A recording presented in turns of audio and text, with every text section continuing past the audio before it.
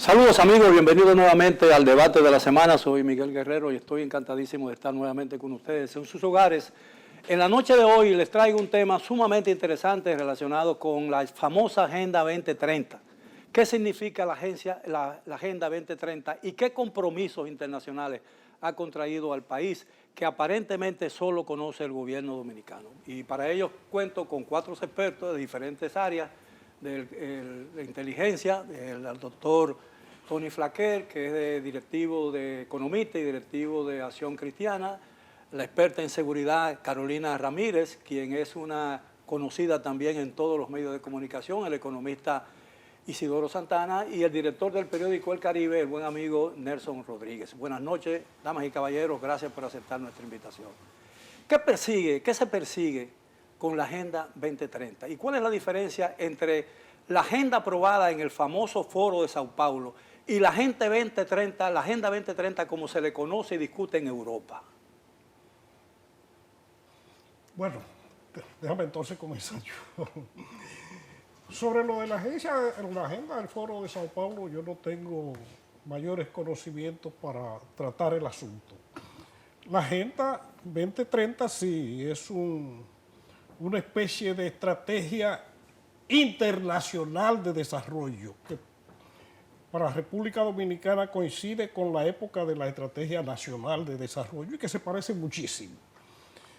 Lo único que la Agenda 2030 es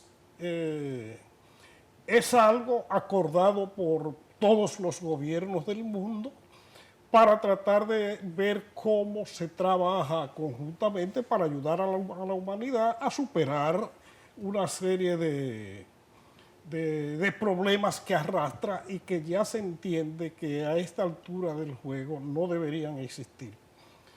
Por ejemplo, se entiende que con los niveles de desarrollo económico que ha alcanzado la sociedad humana, que con los niveles de desarrollo tecnológico que ha alcanzado la sociedad humana, no es justo que haya gente pasando hambre. Y en consecuencia se plantea una serie de objetivos, dentro de ellos erradicar el hambre, erradicar la pobreza extrema, avanzar en toda una serie de aspectos que tienen que ver con la disminución de la pobreza general, lograr una mayor equidad social, proteger el clima, salvaguardar los recursos naturales y también una serie de objetivos de carácter macroeconómicos relacionados con el empleo, con el ingreso, con el crecimiento económico y toda una serie de cosas que, a diferencia de la Estrategia Nacional de Desarrollo, pues tiene digamos, la ventaja. Digo una ventaja porque la Estrategia Nacional de Desarrollo es una ley del Congreso Nacional y por tanto todos los dominicanos deberíamos ser vigilantes de que se cumpla. Pero en el caso de la Agenda 2030, pues la ventaja a la que me refiero es a que desde el punto de vista de la comunidad internacional, pues hay que estar rindiendo cuenta, hay que ir a informar sobre los avances y las dificultades que se enfrentan. Y desde ese punto de vista, pues eso hace que mucha gente le preste más atención. Lamentablemente, digo lamentablemente porque el país venía avanzando relativamente bien. Digo, no la República Dominicana, el mundo. Venía avanzando relativamente bien hasta el año 2020. No significa que tuviéramos la certeza de que se iban a conseguir los objetivos, pero se estaba trabajando y se estaba avanzando. Pero después del 2020 el mundo entró en una serie de convulsiones que han hecho que ya muchísimos de esos objetivos va a ser difícil que se alcancen y lamentablemente es posible que en algunos de ellos pues se va a retroceder, como es en la paz mundial que ya estamos viendo. Bien. Doctora, Las damas primero, ¿no? O las damas segundo. Bueno, en el caso de estos objetivos de desarrollo sostenible, este compromiso, como bien decíamos, de 193 países en el momento que se firmó, prácticamente tiene impacto a nivel global. Recordemos que primero estaban los objetivos del milenio, los objetivos de desarrollo del milenio, y luego entonces se llega a este acuerdo para pasar a estos 17 grandes puntos o grandes desafíos que se tienen a nivel global con estos objetivos de desarrollo sostenible con el umbral al 2030. Y de manera particular, en los temas en los que yo tengo especialidad, en los temas de seguridad y en los temas de equidad de género, pues hay grandes desafíos para todos los países y de manera muy particular para República Dominicana, que en el tema de seguridad y equidad en el acceso a la justicia, por ejemplo, y en el tema de equidad de género y empoderamiento a las mujeres y niñas y reducción de la violencia contra la mujer, por lo menos en la siguiente evaluación quizás no logremos los puntos que tal vez teníamos propuesto. Y como bien se comentaba, el detalle es que los países son quienes hacen los informes voluntarios. Y por lo menos el último informe importante de país que he podido ver es el de 2021. Entonces, desde 2021 hasta acá, no sabemos si el Estado, el gobierno, ha preparado algún informe ya para presentarlo, aunque sí se han avanzado en algunos capítulos. Por ejemplo, en el tema de seguridad, en la parte tecnológica, República Dominicana ha adoptado algunas de las propuestas de la agenda y de hecho tenemos una agenda digital que lleva más o menos 10 años el propósito de implementación y ahora precisamente esta que se ha lanzado es para el umbral 2030. Doctor. No todo, fíjate, yo lamento que voy a disentir un poco con el querido amigo Isidoro y con la señora Rodríguez, pero básicamente pero básicamente yo creo que la Agenda 2030 es un mecanismo para la instauración del nuevo orden mundial. Creo que la Agenda 2030 también está, para poder llegar a ese nuevo orden mundial, tiene que utilizar una organización supranacional como las Naciones Unidas para que esto pueda ser implementado. Si tú ves los 17 objetivos que tiene los objetivos de desarrollo sostenible que tiene la Agenda 2030, realmente son fantásticos, son casi como un evangelio del humanismo llevado a su extremo, porque muchos de los objetivos que tiene son objetivos muy interesantes y realmente loables. El problema es cuando inalcanzables probablemente. Exactamente, inalcanzables algunos de ellos. Por ejemplo, la eliminación de la pobreza. Creo que eso es una utopía inalcanzable que nunca se va a alcanzar. El mismo Señor Jesucristo dijo que a los pobres siempre los tendréis con vosotros. O sea que eso es una utopía. Y lo que quería decir básicamente era que la preocupación que hay con esa Agenda 2030 es cuando tú llegas a los objetivos de esa Agenda 2030, que son 169 aproximadamente objetivos que tiene la agenda, ahí es que tú empiezas a entender realmente las implicaciones de la implementación de esos objetivos. Las metas, las 17 metas de la Agenda 2030, ¿verdad?, son una utopía preciosa. La distopía comienza, o la distopia comienza cuando tú empiezas a leer los objetivos de esa Agenda 2030, porque las Naciones Unidas en 1948, cuando fue fundada y se escribió la Carta, la Declaración Universal de 1948 de las Naciones Unidas, tenía dos cosas muy fundamentales presentes: el valor de la dignidad humana, uno de ellos, y el segundo valor que tenía presente era la familia como un bien importante en la fundación de la sociedad. Sin embargo, vemos que esta Agenda 2030 ignora completamente el tema familia. Por ejemplo, la palabra padre no aparece en ningún lado de ese documento y la palabra madre solamente aparece para referirse a la madre tierra, ¿entiendes? Y por otro lado, yo creo que la ideología de género está siendo introducida a través de eso que la doctora hablaba como equidad de género, porque equidad de género suena muy bien y todo el mundo está de acuerdo con eso. ¿Por qué no hay equidad de género? Yo en ese sentido soy un feminista de la primera ola, porque creo que las mujeres y los hombres tienen que tener derechos iguales. Ahora, yo no creo en esta distopia que nosotros estamos viviendo con esta revolución, vamos a decir, de lo que son los conceptos con respecto al sexo y el género que introduce la ideología de género.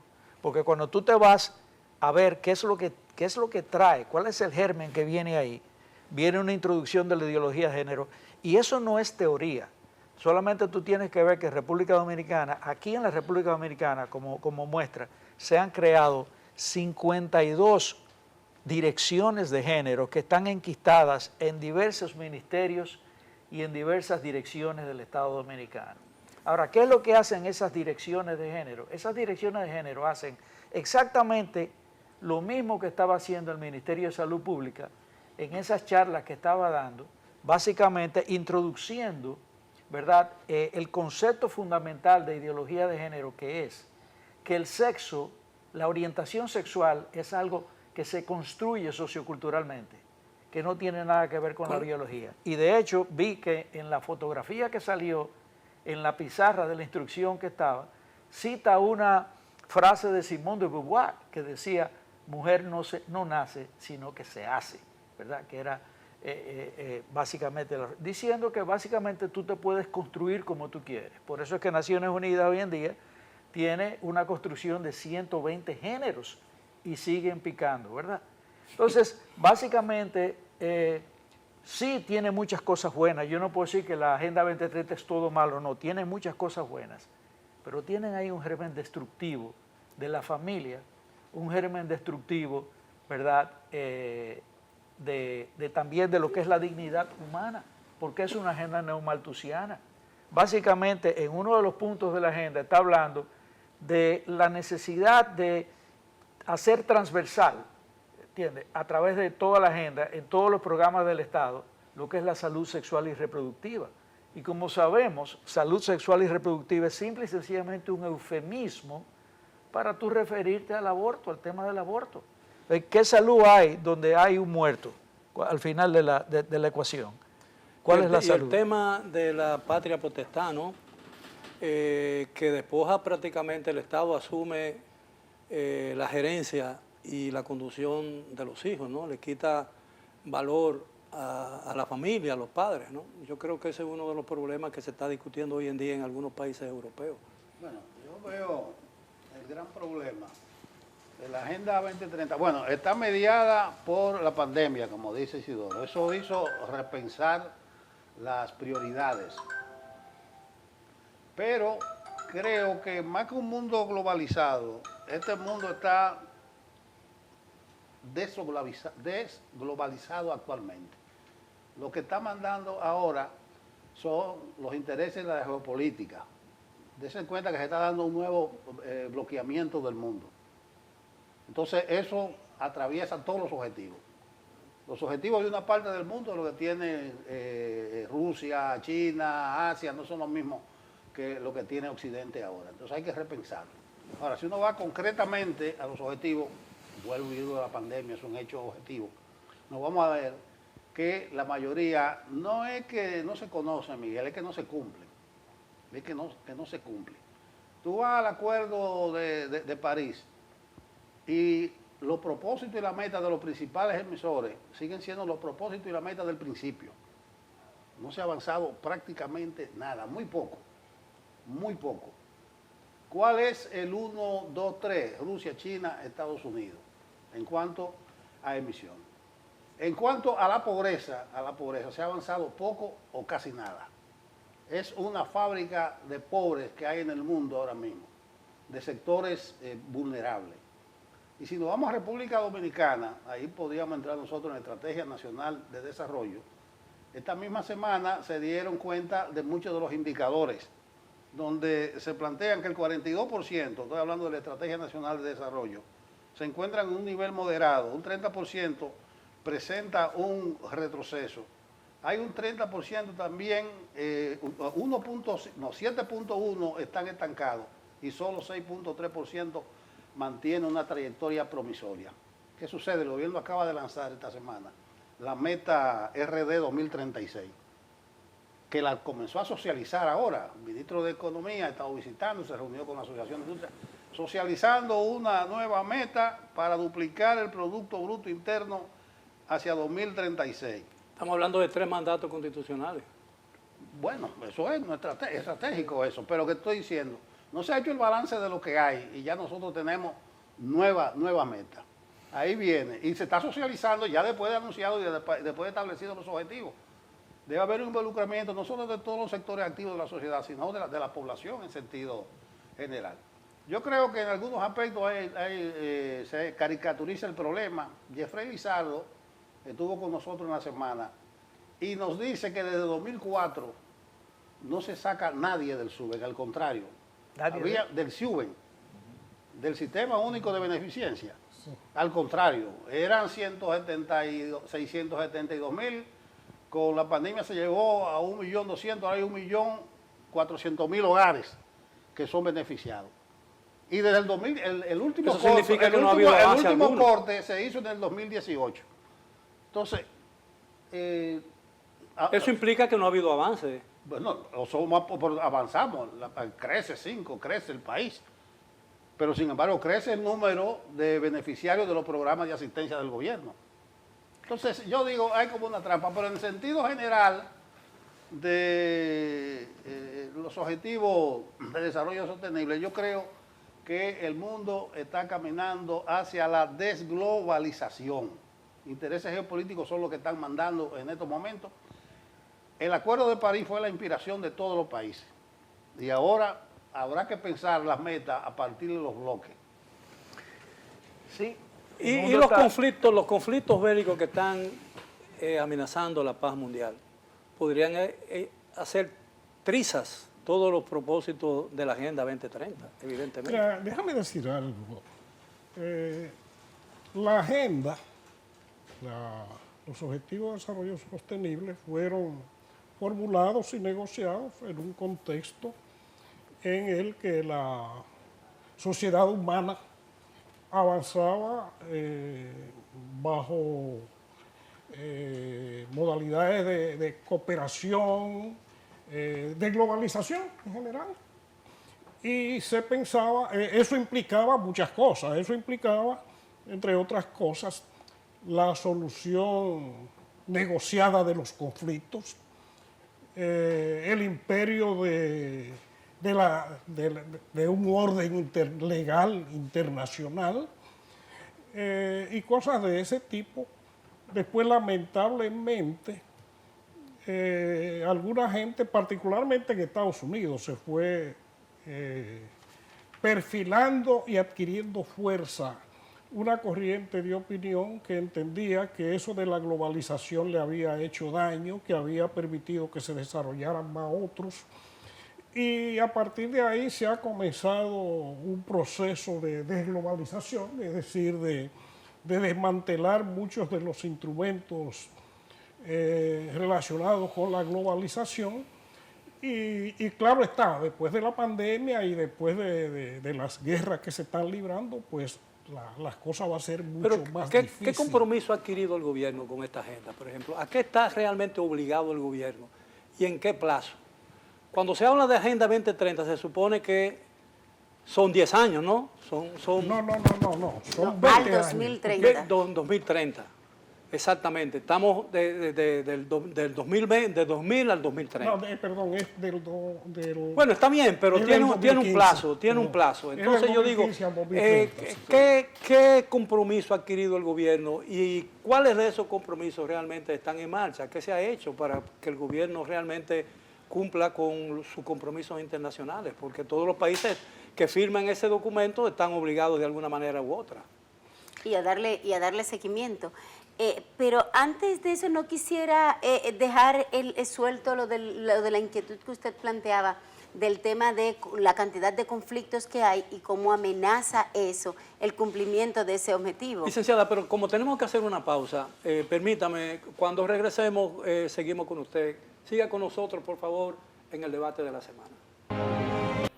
Bien, estamos de regreso en el debate de la semana. En la noche de hoy estamos conversando sobre la llamada Agenda 2030 y los compromisos que implica esa agenda en el campo internacional para el gobierno dominicano. Al final del segmento anterior había hecho una pregunta y tuve que hacer la interrupción mientras hablaba la licenciada Ramírez. Adelante. Sí, y es con relación a esa inquietud que ha surgido con la cantidad de conflictos que tenemos a nivel global, cómo eso incidirá en el cumplimiento de varios de los objetivos, pero de manera muy particular el objetivo relativo a la paz. Y la preocupación es mayor, don Miguel. ¿Por qué? Porque el concepto que tiene incluso Naciones Unidas y acá en la región el Instituto para la Paz se ha concebido no solo como ausencia de conflictos, sino como un espacio en el que las personas pueden desarrollarse de manera plena y tener bienestar social. Entonces, no es solo los países, como en el caso de los conflictos que se están dando en Ucrania, por poner un ejemplo, no. Es que los mismos países que podríamos decir que no tenemos conflictos bélicos, tenemos las tasas de homicidios más altas, tenemos las regiones más violentas del planeta y una cantidad de necesidades que no están siendo satisfechas. Entonces, no es solo el desafío de los estados que están en conflicto, es también los estados donde hay una violencia social que entonces promueve o facilita las inmigraciones, por ejemplo, masivas que estamos teniendo. Y el desamparo que sienten las sociedades que incluso están apelando a otros modelos políticos. Pero la pregunta que mucha gente se formula es, ¿quién va a servir de garante para el cumplimiento de esa agenda? Porque eso tiene que ser los estados. Y déjeme decirle una cosa, parte de este problema que planteaba el licenciado es básicamente lo siguiente. La gente está o estaba de acuerdo con la globalización, porque hay que entender dos conceptos. Globalización, estamos hablando de intercambio de bienes, de mercados, y todo el mundo está de acuerdo con eso. Lo que la gente está en desacuerdo es con el globalismo, una ideología, ¿verdad? Donde, de una forma o de otra, se le quiere imponer, ¿verdad? Un modelo homogéneo al mundo entero de un sistema que la gente, muchos de ellos, no fueron a votar. ¿Dónde, en qué país, cíteme, se ha ido a hacer un referéndum para preguntarle a la gente si está de acuerdo con la Agenda 2030? Pero ahí en ningún país se ha, perdón, Miguel, en ningún país se ha hecho ese referéndum. Los gobiernos han ido a firmar un acuerdo no vinculante, dicho sea de paso. Sí, es vinculante. Bueno, ok. Vinculante en un sentido, ¿verdad? Porque mientras aquí el Congreso Dominicano no ratifique ese acuerdo, ¿verdad? Como manda la ley dominicana, en teoría es un acuerdo no vinculante. Pero, está bien, el gobierno lo asume. Ahora, cuando esos gobiernos en diferentes países han empezado a implementar esto, ¿qué ha habido? ¿Por qué ha habido esa ola, como decía uno de ustedes, de que ahora la gente está volviendo otra vez a disasociarse de eso? Simple y sencillamente porque en la implementación de este sistema, de esta Agenda 2030, ha traído muchos conflictos, entre ellos, por citarle un ejemplo, el conflicto de las migraciones. Porque la Agenda 2030 precisamente plantea migraciones. Pero ¿qué pasa? Que esas migraciones están haciendo un mundo más convulso, una penetración de población cultural que está robándole la identidad a muchos países, ¿verdad? Y que está destruyendo sus identidades, y eso está trayendo convulsiones internas también. Entonces la gente está viendo la realidad de esta agenda en su implementación y está diciendo, mira, está muy bonito las metas, pero yo no quiero que me implementen eso aquí en nuestro país. Pero la verdad es que una agenda de esa naturaleza requiere un gobierno universal. ¿Cuál será ese gobierno? ¿Cuál es el garante? Porque Naciones Unidas no puede ser, porque Naciones Unidas tiene un Consejo de Seguridad donde hay 5 vetos. Mira, déjame decirte, los gobiernos tiene que hacer informes, darle seguimiento y hacer informes. Y eso hay que hacerlo todos los años. No es en el Consejo de Seguridad, es en el Consejo Económico y Social de las Naciones Unidas. Y esporádicamente... Pero si ese Consejo de Naciones Unidas funciona como consejo, como el consejo de aquí, es el lugar ideal para que las cosas no se resuelvan. Bueno, eso en la práctica A veces puede para ser. eso sirve Naciones Unidas.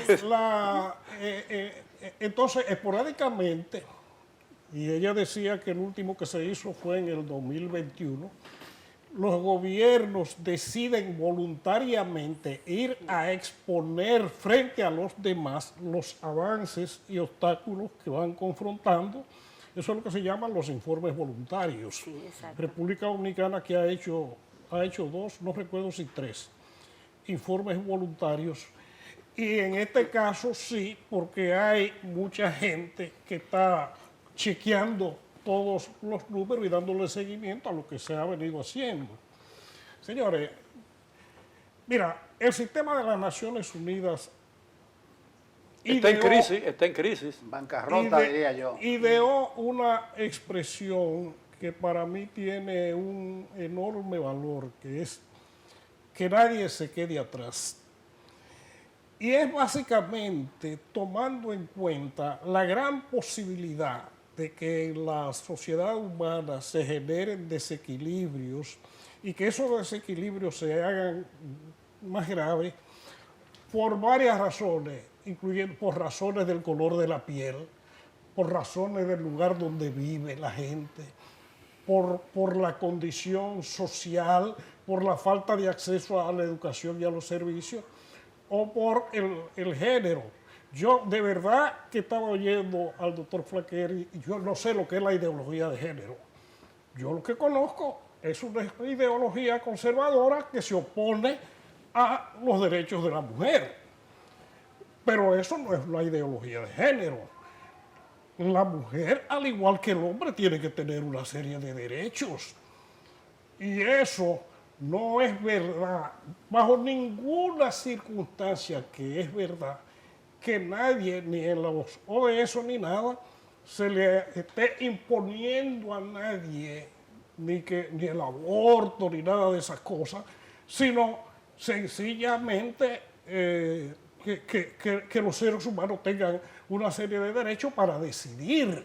No es que nadie está obligado a hacer algo, porque por razones ideológicas y por razones religiosas o de todo tipo, habrá gente que optará por una cosa o por la otra, pero debe ser su derecho, no imponérselo a los demás obligatoriamente. Exacto, estoy de acuerdo con eso. Por ejemplo, las Naciones Unidas, cuando estábamos discutiendo el tema del aborto en el Congreso, hizo algo que si hubiéramos tenido en ese momento un Congreso que se respetara, no lo hubiese permitido.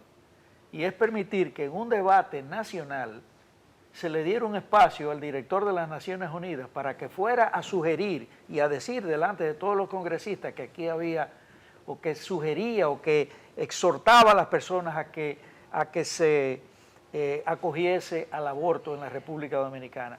Nosotros conocemos muy bien, ¿verdad?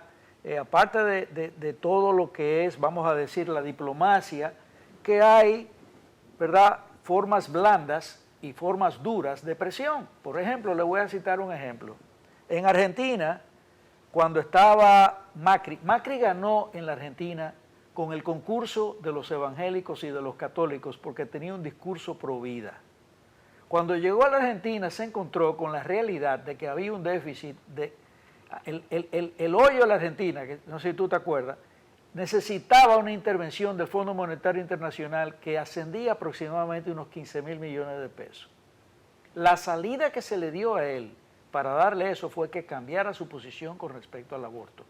Y Macri tuvo que pagar el costo político. Sí, señor. Sí, señor. Tuvo que pagar ese costo político. Nosotros le estamos dando seguimiento a eso. Y él lanzarse a hacer una campaña para aprobar el aborto en la Argentina, que lo logró. Entonces, hay que hablar de la realidad.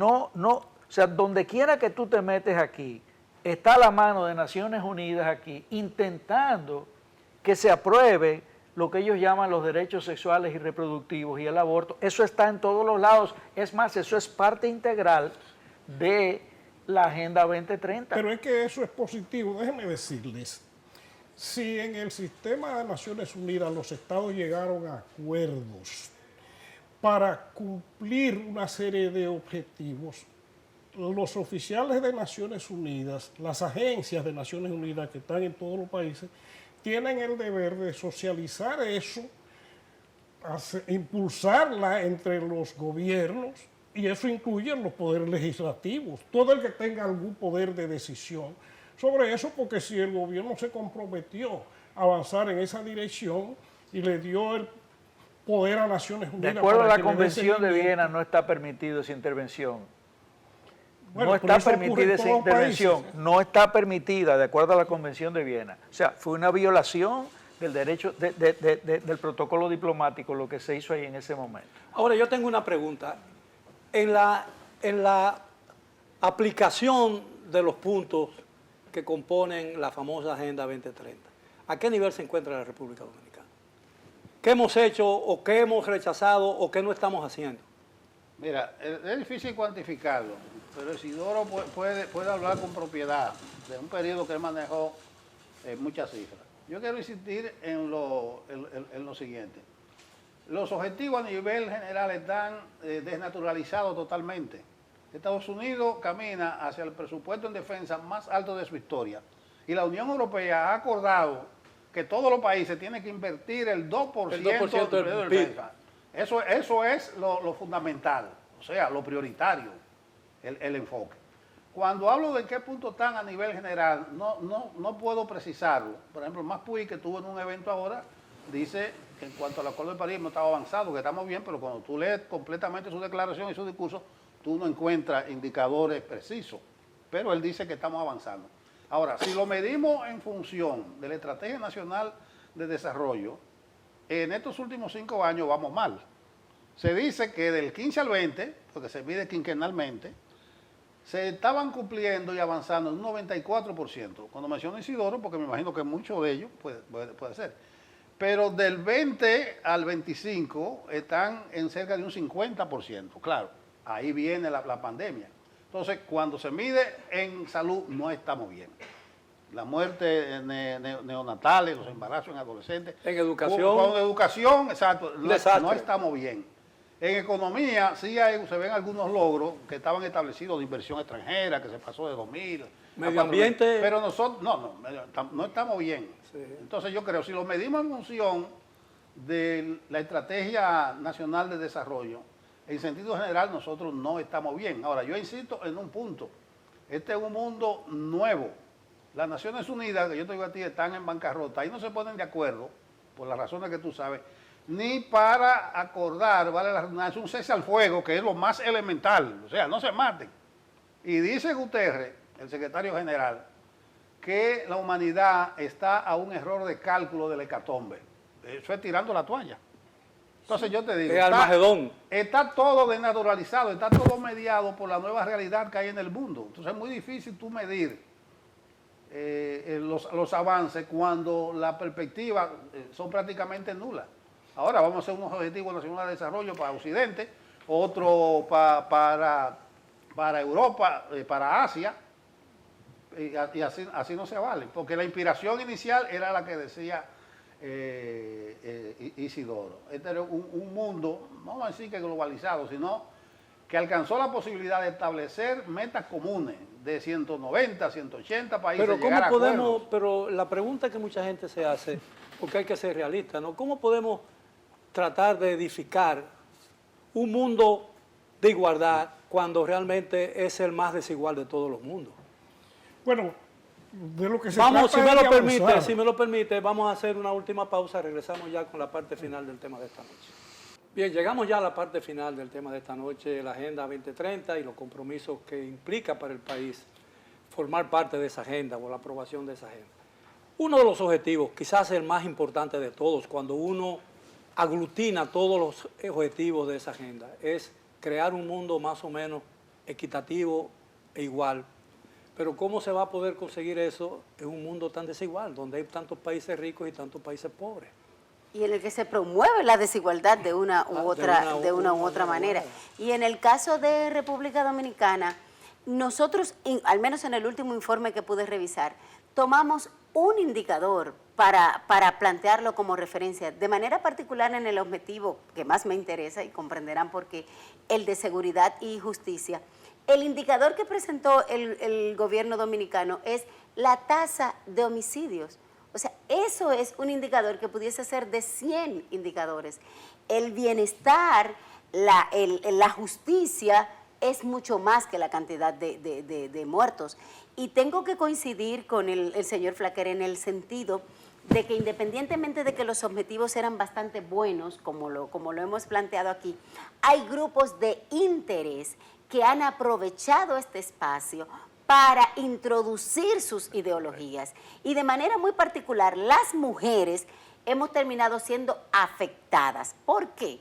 Porque no hemos logrado la equidad de género, la igualdad de condiciones entre hombre y mujer, cuando ya entonces nos voltean la agenda, nos involucran entonces con un tema de ideología de género, en el que se ha vuelto un mare magnum que ya lo menos que se defiende son los derechos de las mujeres. Ahora hay un montón de derechos que defender y las mujeres y las niñas han quedado relegadas a un plano casi sin importancia. Incluso en algunos países no se está hablando de mujer, sino de personas que menstruan.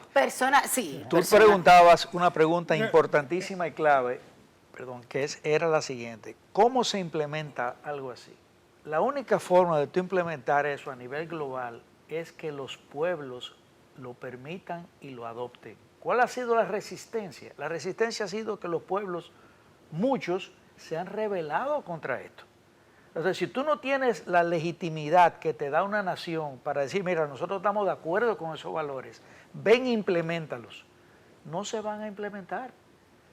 Como bien decía usted, las Naciones Unidas están en quiebra, realmente. Han perdido legitimidad, han perdido credibilidad. Y esto tú solamente lo puedes hacer cuando las personas dicen, sí, estamos de acuerdo, ven y hazlo. Pero como dije, estos acuerdos se hicieron a espaldas de las naciones. No se hizo un referéndum en ningún país acerca de eso. Sí, que fue el gobierno y lo firmó. Sí, el gobierno fue y lo firmó. ¿Y dónde está la legitimidad de eso? Al pueblo se le ha explicado lo que se va a hacer. El pueblo ha aceptado. No, más bien que en la implementación el pueblo se ha dado cuenta de que aquí hay la semilla, ¿verdad?, de ideologías y de cosas que son destructivas para la nación, como el tema de migración abierta. Pero esa agenda requiere de un gobierno universal y eso parece imposible, ¿no? En realidad no es exactamente un gobierno universal, porque es responsabilidad de los gobiernos de cada país darle cumplimiento a sus compromisos. Lo del gobierno universal sencillamente es para que haya alguien que le esté dando seguimiento a ver si lo están haciendo y por lo menos le vaya señalando lo que no está cumpliendo. Pero nadie quiere un hermano mayor, ¿no? Hay algo, Miguel, que yo creo que tenemos que tener presente. Mira, que una sociedad se haya propuesto objetivos y que no haya podido cumplir, eso no puede, bajo ninguna circunstancia, significar que no deba plantearse objetivos. Y hay una serie de objetivos que yo creo que son demasiado razonables, como por ejemplo, lograr una mayor equidad social. Es un objetivo razonable. Pero ¿quién define la equidad? Eliminar el hambre en el ¿Quién mundo. define la equidad en una sociedad como esta? Lo que ¿Qué pasa significa es que equidad realmente? la sociedad humana, y se ha avanzado, se ha avanzado, pero sigue siendo bastante inequitativa en todos los aspectos, por países, por zonas geográficas, por género, por color de la piel, hasta por condición edad ahora. migratoria.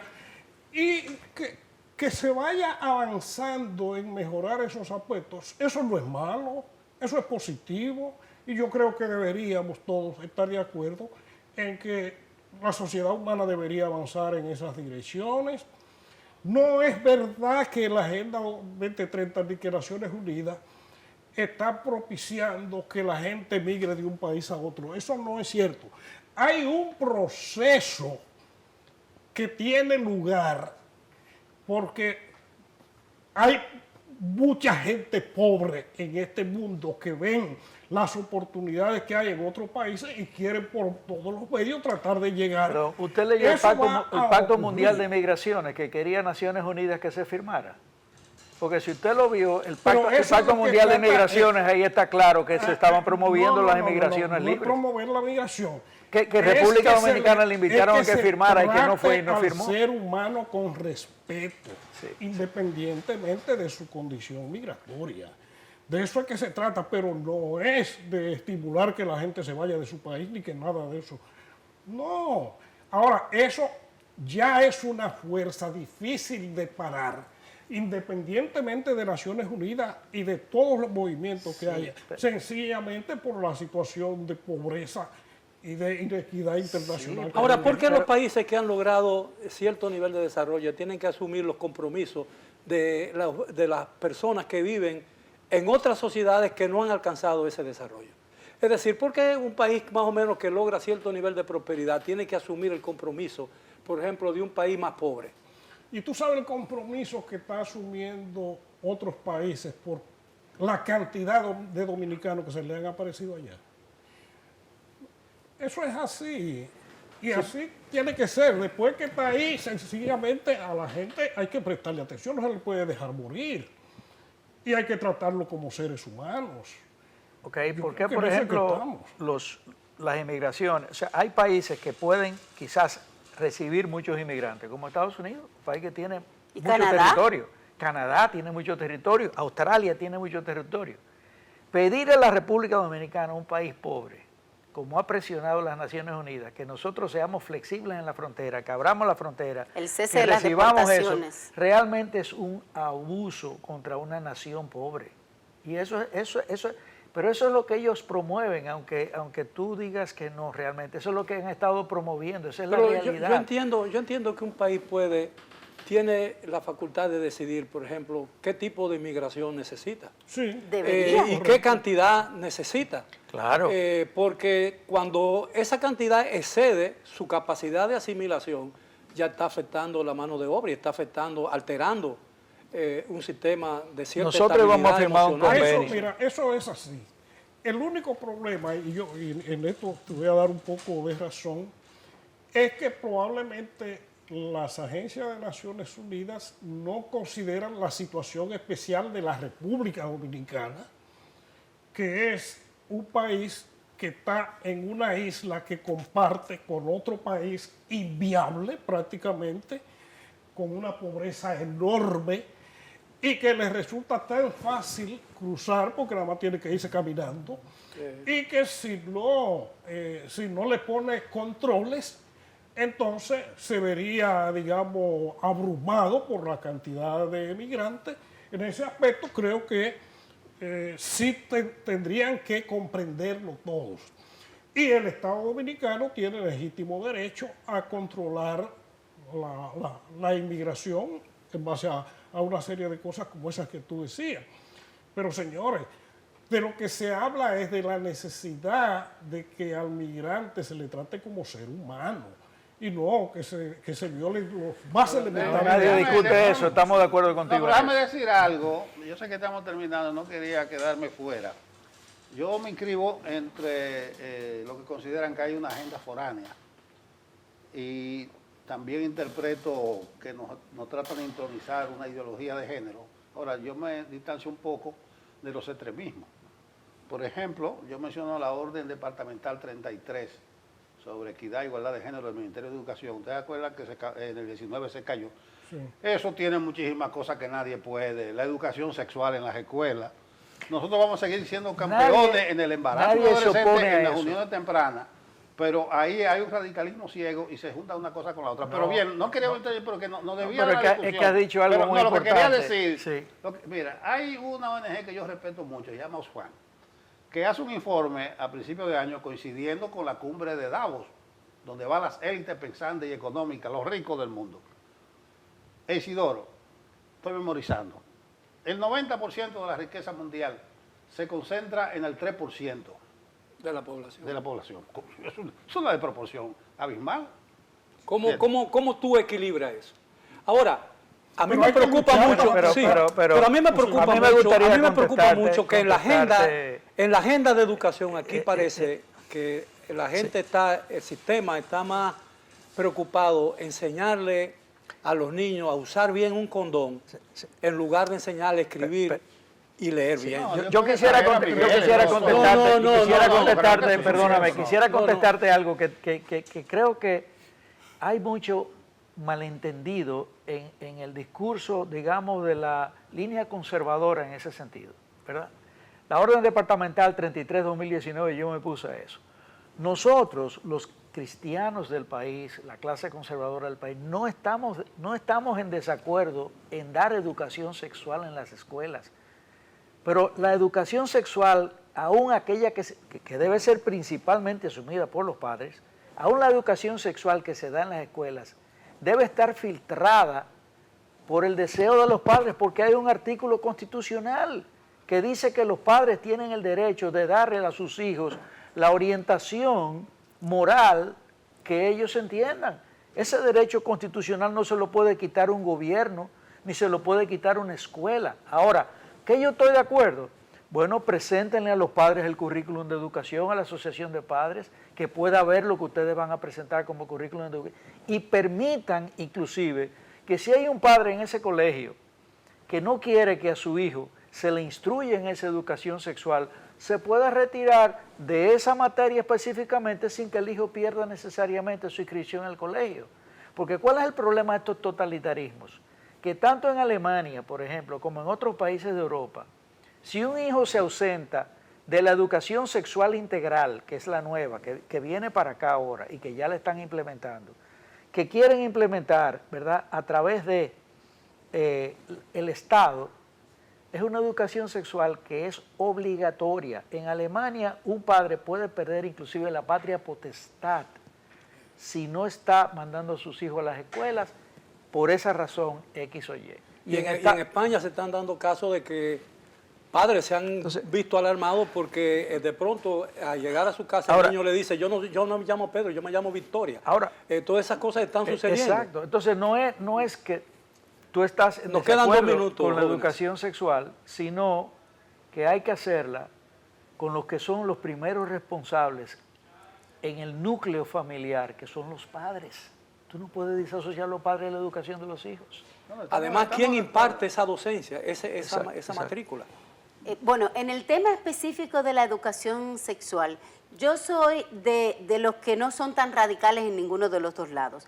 Yo pienso que debe verse desde un punto de vista de salud, porque es un problema de salud pública que tenemos. Y cada situación triste y lamentable de aborto, y yo con una formación cristiana y que soy cristiana en ejercicio, por supuesto que voy a estar en desacuerdo con el aborto, a menos que no sea por alguna razón que ponga en riesgo ya la vida de la madre o otra cosa así.